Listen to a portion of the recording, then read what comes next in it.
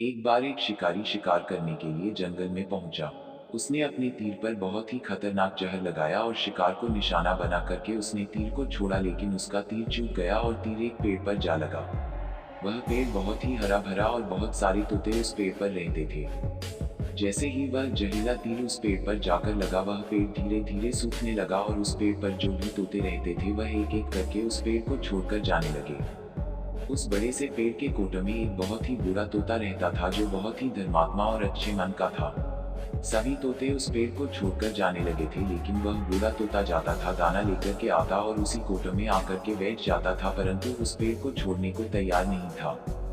बूढ़े तोते के साथियों ने कई बार आकर के उसे समझाया कि यह पेड़ सूख रहा है और किसी दिन गिर भी जाएगा, चलो किसी और पेड़ पर चल कर रहा जाए, परंतु वह बुरा तोता वहां से जाने को तैयार नहीं हो रहा था। अब यह बात देवराज इंद्र तक पहुंची। उन्हें बताया गया कि एक तोता है, वह जिस पेड़ पर रहता है उस पेड़ पर एक जहरीला तीर लगने के कारण सूखने, गिरने और खत्म होने के कगार पर आ पहुंचा है, और एक बुरा तोता अभी भी वहीं पर रह रहा है। वह दाना लेकर आता है और वहीं पर रहता है, जबकि उस जंगल में बहुत सारे पेड़ हैं, लेकिन वह उसी पेड़ पर रह रहा है। देवराज इंद्र प्रकट हुए और उस बूढ़े तोते से कहने लगे कि आप बहुत धर्मात्मा हैं, बहुत ही अच्छे मन के हैं, लेकिन आप इस पेड़ को छोड़कर किसी और पेड़ पर चले जाइए, क्योंकि यह पेड़ कुछ ही दिनों में गिर जाएगा। तालाब के पास में बहुत से बड़े बड़े हरे भरे पेड़ हैं, बड़े बड़े कोटा हैं, उन पेड़ों पर फल भी लगे हुए हैं, उन्हें वहीं पर तोड़कर खा सकते हैं, परंतु यहाँ से आप चले जाए। तोता बोला, माफ कीजिएगा, इस पेड़ ने मुझे जीवन दिया है, शिकारियों से मेरी रक्षा की है, हर मौसम में मेरे साथ रहा है, ये कोटा मेरा घर है, यहाँ मैं पला बड़ा हूँ, इस पेड़ को मैं छोड़कर कैसे जा सकता हूँ?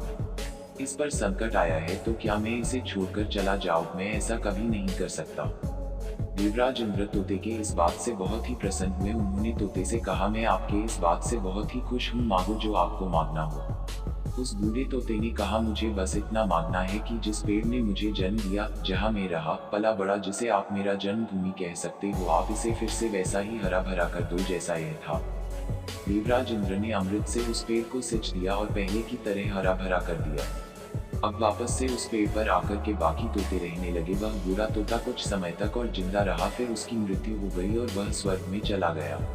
ये कहानी हमें सिखाती यह है कि जब भी किसी इंसान का बुरा दौर आता है तो वह टूटा हुआ होता है, उसे किसी के सहारे की जरूरत होती है, किसी की आवश्यकता होती है। अगर आप ऐसे समय में उसे छोड़कर चले जाएंगे, उससे बात नहीं करेंगे, मुंह मोड़ लेंगे, तो आपसे बुरा कोई नहीं है, क्योंकि आप किसी के सुख का साथी बने या ना बने, लेकिन आपको हमेशा किसी के दुख का साथी जरूर बनना चाहिए।